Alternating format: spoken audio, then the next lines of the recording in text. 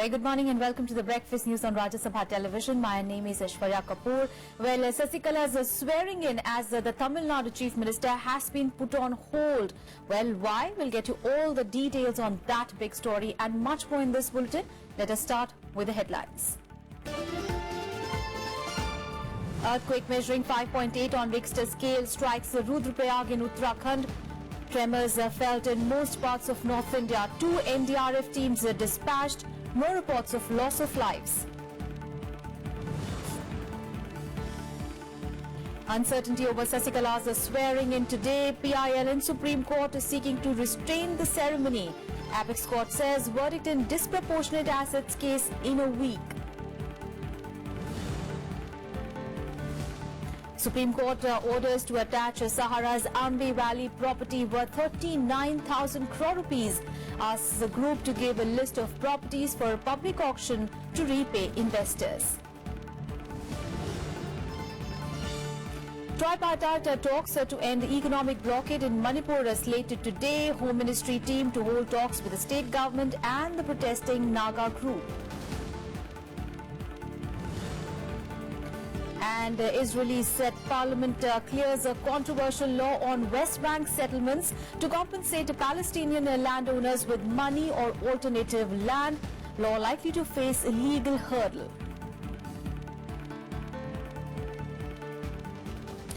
Well, an earthquake measuring 5.8 on the Richter scale hit Uttarakhand last night, while the tremors were felt in Delhi and other parts of North India as well. Well, the quake struck at a depth of 33 kilometers in the Rudraprayag district on the hill state at 10:33 p.m. last night, where tremors were felt also across Punjab, Haryana. And 2 teams of the National Disaster Response Force, or the NDRF, comprising about 90 personnel, have now been rushed to Rudraprayag from their base in Ghaziabad.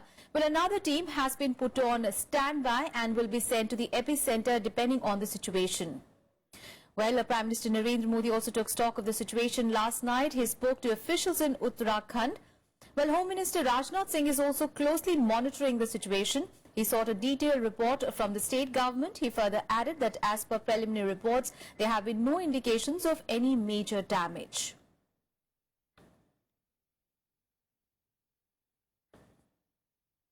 हमने सोचा बहुत ज्यादा बाहर शोर much रहा था, हमने सोचा पता नहीं क्या हुआ है, और जब हम बाहर आकर देखा हमने तो बहुत सारे जमा थे और बाहर हमारा बेड भी इतनी तेज तेज हिल रहा था। हमने सोचा पता नहीं क्या होगा। फिर पापा ने बोला कि अरे ये फर्श इतनी तेज तेज क्यों हिल रहा है। फिर पता चला कि भूकंप आया और बहुत तेजी के साथ आया था। ये हम लोग मार्केट में घूम रहे थे और हम यहाँ जैसे घर के अंदर जा रहे थे तो ऐसे लगा जैसे कि कुछ ऐसे कंपन सी हो रही है। तो बगल में मकान बन रहा था तो हमने सोचा कि शायद वहाँ पे मशीन चल रही होगी, लेकिन बाद में महसूस हुआ कि ये भूकंप है। इतने देर का भूकंप शायद पहली बार आया। लोग सो रहे थे, घबरा गए लोग बहुत ज्यादा। मैं जैसे अंदर बैठा था और ऐसा महसूस हुआ, चक्कर से महसूस हुआ, चक्कर आ रहे। तो देखा पलंग हिलना चालू हो गया। जब पलंग हिला तो मुझे लगा भूकंप आ गया। तो जितने थे घर के परिवार के सारे बाहर आ गए और बाहर जैसे या फिर अंदर दहशत हो रही जाने में। हम लोग ऑफिस में काम कर रहे थे, अचानक से टेबल पे रखी हुई बोतल शेक करने लगा, उसमें पानी हिलने लगा। तो एकदम से हम लोग सब कोई डर गए, तो तुरंत हम लोग नीचे आ गए और भागे। और तब जाकर के नीचे आए तो पता चला कि हाँ, अर्थक्वेक सच में आया है। And well, the budget session of Parliament is on, and the upper house resumed the discussion on motion of thanks on the President's address on Monday. Well, the opposition parties sought to corner the government on demonetization and claimed that the decision has disrupted the economy of the nation. Well, the opposition also slammed the government for allegedly dismantling the established institutions of the country. Well, the government's penchant for catchy phrases as well as innovative publicity also came under attack. चीज में नुकसान करती है। आपने बहुत ज्यादा surgical strike, 3 बार surgical strike हमारी सरकार में हुई थी, उसके बाद आर्मी का काम है करते, ऐसा लगा पहली बार हुआ है। हमें तो ये घबराहट हुई कि इस्लामाबाद पे कब्जा हो गया क्या। जिस तरह से वक्त हंगामा चारों तरफ से पता ही नहीं लगा था। ये तो इंदिरा जी ने जब युद्ध लड़ा था 71 का तब नहीं किया होगा। जिस तरह का लग रहा था कि पूरा कोई गदा लिए, रक्षा मंत्री गदा लिए आगरा में खड़े हैं, कोई बाढ़ लिए खड़ा हुआ, कोई कुछ नहीं, पता नहीं क्या क्या कर दिया कि आखिर में एक जनरल को खड़े होकर बोलना पड़ा कि भाई साहब ये तो पहले भी हो चुकी। कश्मीर का मामला जो है उसमें कहीं ना कहीं ये महसूस होना चाहिए, ऐसा लगना चाहिए। एक जसवंत सिन्हा के नेतृत्व में वहां लोग गए थे, वो सरकार से हम सब लोगों से आग्रह करके कह रहे हैं कि यही वक्त है जिस पर बातचीत करके रास्ता निकालना चाहिए। और बातचीत हर तरह के लोगों के साथ करिए। किसी की सरकारें रही हो, लेकिन उन सरकारों ने उन समस्याओं का समाधान करने का काम किया। लेकिन अकेला इस बार जो है वो आपने कश्मीर के मामले में आपने सारा का सारा जो अलायंस किया, उस अलायंस में जितने भी सवाल रखे उसमें से एक बात पर भी कदम को उठाने का आपने काम नहीं किया। Many things have actually been endorsed and legalized. Why do you say this? There's more money than what was demonetized that is coming into your banks today. What does that mean? That all your black money that was held as stock in the country, all the black money held as stock in the country has now been converted into white. All the illicit counterfeit money that you have in our country has been legalized. Now, what was the objective? You said that will reduce your terrorist funding. After your surgical strikes, the number of our Jawans who are sacrificing their lives to defend us, while we are proud of them and we salute them, the number of them who lost their lives in terrorist attacks has doubled. तमाम reports हैं कि जो गरीबी की रेखा के नीचे रहने वाले लोग हैं वो सबसे ज्यादा इस समाज में पाए जाते हैं। अब इसके लिए इसको कहने की जरूरत नहीं है। हम गरीबों की विकास की बात कर रहे हैं, गरीबों के एम्पावरमेंट की बात कर रहे हैं, गरीबों के सशक्तिकरण की बात कर रहे हैं। तो उपसभापति महोदय, गरीबों के सशक्तिकरण के लिए हम ईमानदार राजनीतिक इच्छा शक्ति के साथ, और ये हमारा जो है वो राजधर्मी नहीं है बल्कि राष्ट्रीय कर्तव्य है, और उस राष्ट्रीय कर्तव्य को हम पूरा कर रहे हैं। ये वोट का सौदा नहीं है बल्कि विकास का मसौदा है। कि न तो आप देश को बदलने की कोशिश कर रहे हैं, न तो परिवर्तन की बात कर रहे हैं, लेकिन 2.5 साल में सिर्फ आपने बदले की भावना से काम किया, जिसे प्रतिशोध कहते हैं। आपके दिल में वो ज्वाला है कि किस तरह से हम जो हमारे प्रतिपक्ष हैं या जो हमारे विरोधी हैं उनके साथ किस तरह से बदला लिया जाए। अगर ये नहीं होता, मैं समझता हूं तो जो पंडित जवाहरलाल नेहरू जो है, आपने किस तरह से एक राष्ट्रपति जी के अभिभाषण में से उनके नाम को निकालने की कोशिश की। ये एक शर्म की बात है। राजीव जी जिन्होंने अपने प्राणों की आहुति, क्या पंडित जवाहरलाल नेहरू जी ने कुछ नहीं किया? And the discussion on the motion of thanks on the President's address continued in Lok Sabha as well. Well, in the lower house, there was a heated exchange between the government and the opposition. Well, as the Tourism Minister Mahesh Sharma began the discussion, he talked about the Modi government's achievements. But Congress leader Mallikarjun Kharge was quick to counter each and every claim. Beginning the discussion on the motion of thanks on the President's address in Lok Sabha, Tourism Minister Mahesh Sharma defended the demonetization decision. He also counted one rank, one pension as one of Modi government's biggest achievements. एक दृढ़ इच्छा शक्ति के साथ surgical strike करी, लौटकर हमारे सैनिक सुरक्षित वापस आए। Sharma also criticized the opposition for questioning the surgical strikes conducted on the terror havens inside POK, saying it should support the government on issues of national importance. कि अपने देश के लिए प्राण न्यौछावर करने वाले सैनिकों को भी अपनी राष्ट्रभक्ति का सबूत मांगने का काम आज इस विपक्ष ने किया है।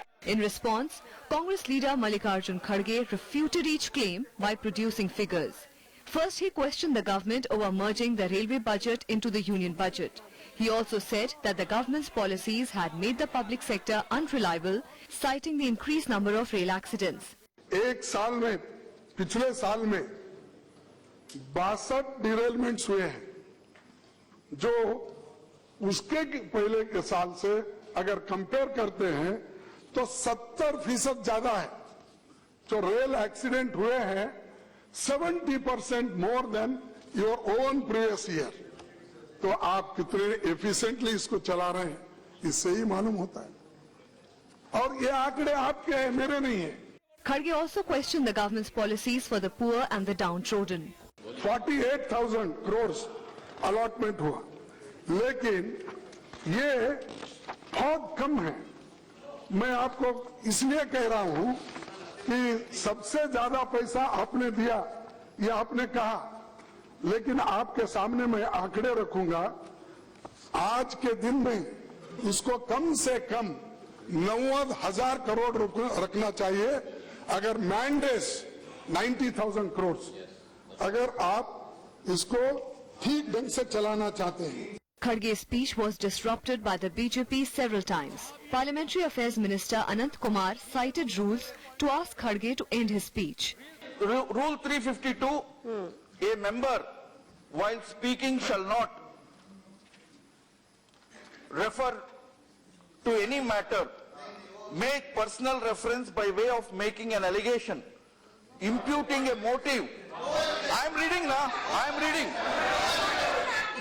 To or questioning the bona fides of any other member of the House, unless it be imperatively necessary for the purpose of the debate, being itself a matter in issue or relevant thereto. However, the Speaker allowed Kharge to finish his speech. Shyam Sundar's report for Rajya Sabha TV. A special segment on Assembly poll bound states.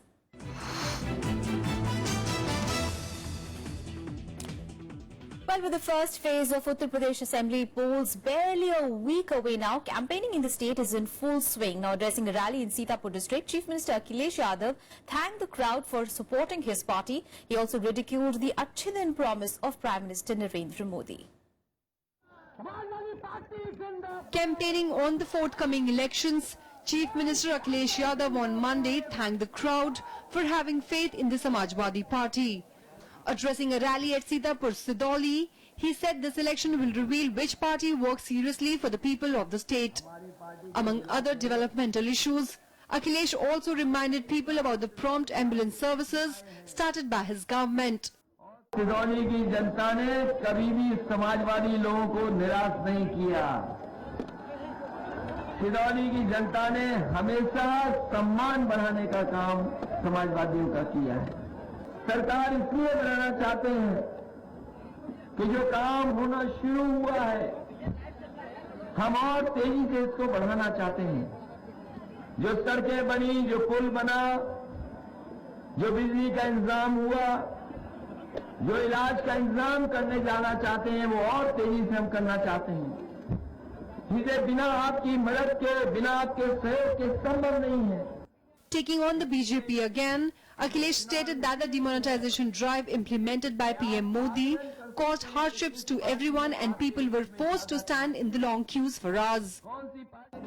आपने सुना होगा प्रधानमंत्री जी का भाषण भी, पता नहीं प्रधानमंत्री जी कौन सी बात कह के जा रहे हैं, पता नहीं कौन सी बातें कह रहे हैं। हमें और आपको तो वो दिन याद है जब ये बीजेपी के लोग अच्छे दिनों का वादा करके चले गए थे। बताओ बीजेपी के लोग अच्छे दिन का वादा किए थे कि नहीं किए थे? और सबको लाइन में लगा दिया, ये 500,000 रुपया बंद कर दिया। सब लोगों को तकलीफ हुई, परेशानी हुई।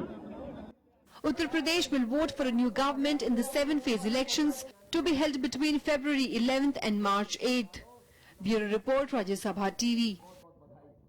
Meanwhile, on an election tour around Uttar Pradesh, Congress Vice President Rahul Gandhi also took a jibe on Prime Minister Narendra Modi while promising a multi-fold development in the state if the Congress-SP alliance was voted to power.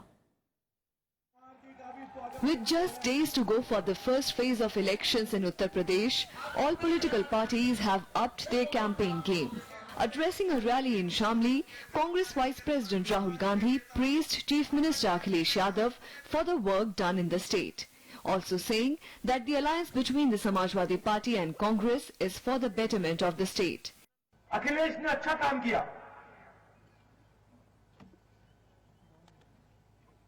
गठबंधन के साथ और अच्छा काम होने वाला है और तेजी से काम होने वाला है।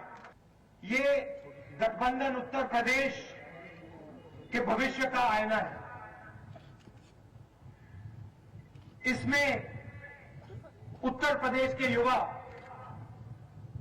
अपना भविष्य देख पाएंगे। ये जो हमारा गठबंधन है, दो युवाओं का गठबंधन है, मगर यूपी के हर युवा के लिए ये गठबंधन दिल से अपना खून पसीना देकर काम करेगा। He also attacked Prime Minister Narendra Modi, accusing him of leaving farmers to fend for themselves. He said that instead of giving 1,10,000 rupees to various families, he should have utilized the amount for the development or should have given it to the youth. दुख है। जो किसान दिल्ली सरकार की ओर देखता है, मोदी जी की ओर देखता है, मोदी जी से सवाल पूछता है, मेरी मदद आप कब करोगे, और मोदी जी उनको एक सेकंड अपना समय नहीं देते। 30 दिन उत्तर प्रदेश में मैंने दौरा किया, कर्जा माफी की बात उठाई। नरेंद्र मोदी जी ने 1,10,000 करोड़ रुपया 50 परिवारों का माफ किया है, मगर किसान के लिए वो 1 रुपया कर्जा माफ नहीं कर सकते। Samajwadi Party and Congress got together to form a grand alliance to fight the 2017 assembly elections, projecting it as the representative of the youth. Bureau Report, Rajya Sabha TV. Meanwhile, in some relief for the SP Congress alliance, days after expressing displeasure over this alliance in Uttar Pradesh polls, Mulayam Singh Yadav said on Monday that he will campaign for the alliance starting today. Mulayam Singh Yadav also dismissed reports of his brother Shivpal Yadav, who was locked in a bitter battle with Akhilesh over the control of Samajwadi Party, now planning to form a new party post-assembly polls in the state. ठीक कर लिया, जो कर लिया तो फैसले तो सामने में लिखे कर लिया। पार्टी का प्रचार करेंगे आप, कांग्रेस का भी करेंगे, क्योंकि गठबंधन में वो। अरे सबका करेंगे जो गठबंधन। शिवपाल यादव कैसे बनाएगा, जो हमसे बात नहीं होगी, पार्टी से बात नहीं होगी, अब किसी तरह गुस्से में चाहिए। And staying with Uttar Pradesh, BSP chief Mayawati has expressed confidence that people of Uttar Pradesh have decided to make the BSP win. She also claimed that her party will get absolute majority. When addressing an election rally in Agra, she attacked the ruling Samajwadi Party, saying that the Akhilesh Yadav government has wasted a lot of money on advertisements and not development. She also launched a scathing attack on the BJP over its demonetization drive and said that crores of people have lost their jobs due to the note ban. मुझे ये पूरा भरोसा हो गया है कि अब इस चुनाव में बीएसपी की ही अकेले अपनी पूर्ण बहुमत की सरकार बनने के लिए जा रही है, जिसे आप ध्यान से सुनो, जिसे बीजेपी ने अंदर अंदर स्वीकार भी कर लिया है।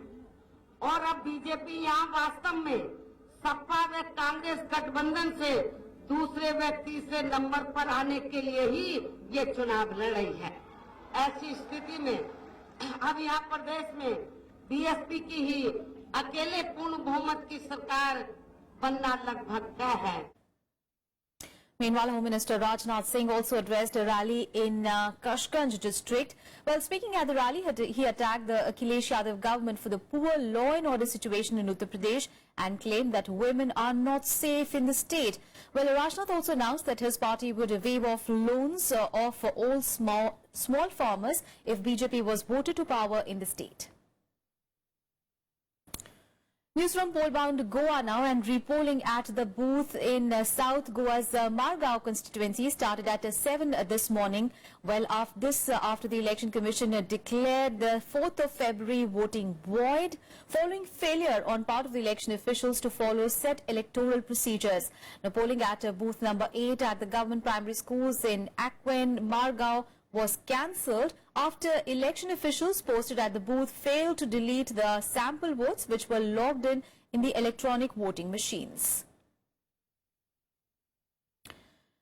And nominations for the first phase of assembly elections to be held on 4th of March in Manipur will begin today. Well, the last date of making nominations is 14th of February, and the candidates can withdraw their names by 18th of Feb. Well, the second phase of elections for the 60-member assembly will take place on 8th of March. Counting of votes will take place on 11th of March. More news from Manipur, and civil rights activist Irom Sharmila will contest against Manipur Chief Minister and Congress candidate Okram Ibobi Singh in the elections. Well, Sharmila will contest from Thaubal constituency. Now, the convener of her party, People's Resurgence and Justice Alliance, confirmed the news. Well known for her fight against Armed Forces Special Powers Act or AFSPA, now Sharmila is a political greenhorn, while Congress has been in power in Manipur for 3 successive terms under Ibobi Singh.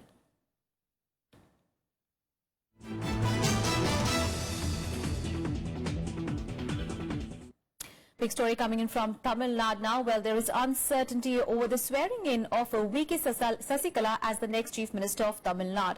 Now, a PIL has been filed in the Supreme Court seeking to restrain the event. Well, also the Supreme Court on Monday indicated that it could deliver a judgment on the disproportionate assets case against her in a week. Well, also there is no official word from the Governor's office on the issue of a change of guard. Well, the AIADMK that elected Sasikala as their legislature party leader has also not given any statement in the matter. Remember, Os Paneerselvam has quit citing personal reasons and that paved the way for Sasikala's elevation. A day after it became clear that Sasikala Natarajan will be the next Chief Minister of Tamil Nadu, there are 2 clear hurdles in her way. One, the voices of dissent against her being elevated, and second, the disproportionate assets case against her. On Monday, the Supreme Court said it is ready to decide whether the 61-year-old is guilty of conspiring with J. Jayalalitha to accumulate vast amounts of wealth far exceeding their known sources of income in the early 90s. But the case is only one of her problems. She is also fighting open rebellion, albeit from those who are now outside the party.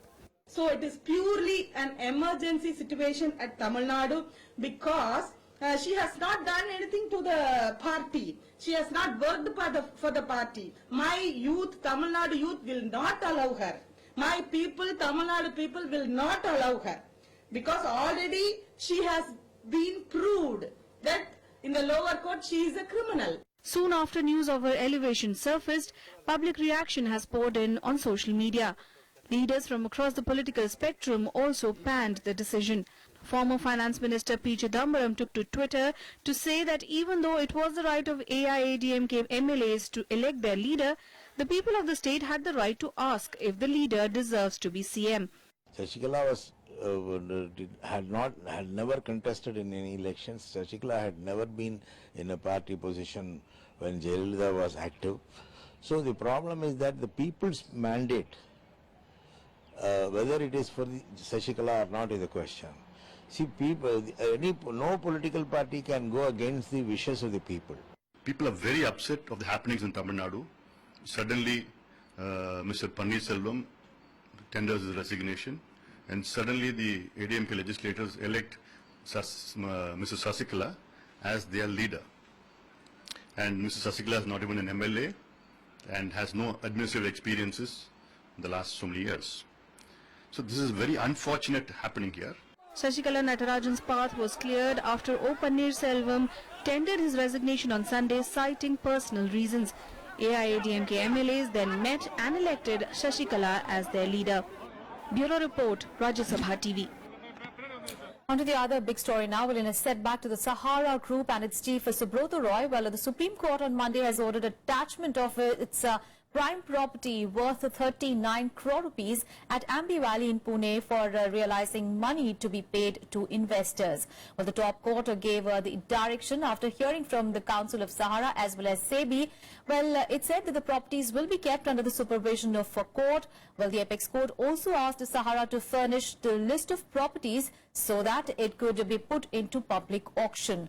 Well, Sahara admitted before the court that it had to pay an amount of 14,000 crore rupees as the principal money to SEBI.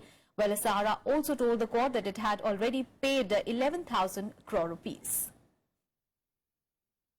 On the news from situation in Nagaland now, and the Chief Minister T.R. Zeliang and 5 cabinet ministers on Monday held discussions with the governor over the prevailing situation in the state. Well, the organizations leading the movement against the state government to turn down the invitation for talks. Well, the protesters said that their demand was non-negotiable and sought the Chief Minister's ouster. Well, they alleged that the Chief Minister had gone back on his promise to postpone the local body elections for 2 months, leading to the killing of 2 innocent youths and injury to several others in police firing. Protesters shut down the state government offices as well as blocked the movement of official vehicles as the crisis deepened over reserving 33% of seats for women in the local body elections. News from neighbouring Manipur now, and a Home Ministry team is in Imphal to hold talks with the Manipur government and a Naga group spearheading protests in that state. Well, an indefinite solution to the over 3-month-long economic blockade there is expected to come up during the meeting today. But the Home Ministry had said that an agreement has been reached between the agitating Naga group and the state government, which is likely to be signed shortly. Remember, normal life in Manipur has been severely affected, with the National Highway 2 being blocked since 1st of November by the UNC cadres, while the council is protesting against the creation of 7 new districts in the state. On to some international news now. Well, the fierce battle over US President Donald Trump's travel and refugee ban has now escalated, with the US Justice Department now filing a new defense of the ban. Well, in its 15-page brief filed at the San Francisco Court of Appeals, the department argued that it was a lawful exercise of the president's authority and not a ban on Muslims. It urged the court to reinstate it in the interests of national security. Well, the judges are to hear arguments today and will decide on whether to restore the executive order or not. Well, the case may ultimately reach the US Supreme Court. Earlier, the appeals court had refused to reinstate the ban, and the 2 US states had also challenged it. The executive order issued by President Trump on 25th of January fulfilled his campaign promise to tighten restrictions on arrival to the US. Both parties to present their cases. Remember, what we're discussing right now has nothing to do with the merits of the order. The law is very clear on this, that the president has huge discretion to protect the safety of the American people, the nation's institutions, with respect to who can come into this country. The Constitution's on the president's side. He has broad discretion to do what's in the nation's best interest to protect our people, and we feel very confident that we will prevail on this matter. News from the Middle East now, and Israel's parliament has passed a controversial law legalizing about 4,000 homes built on settlements in the occupied West Bank. Well, the law states that the original Palestinian landowners will be compensated with money or alternative land. Well, it was passed by 60 votes to 52. The legalization is likely to face legal challenges, with the Attorney General calling it unconstitutional, while Israel's latest move comes after the new US President Donald Trump has taken a softer stance on settlements than his predecessor Barack Obama, who called it an obstacle to peace. More than 6 lakh Jews live in about 140 settlements built since Israel's 1967 occupation of the West Bank and East Jerusalem.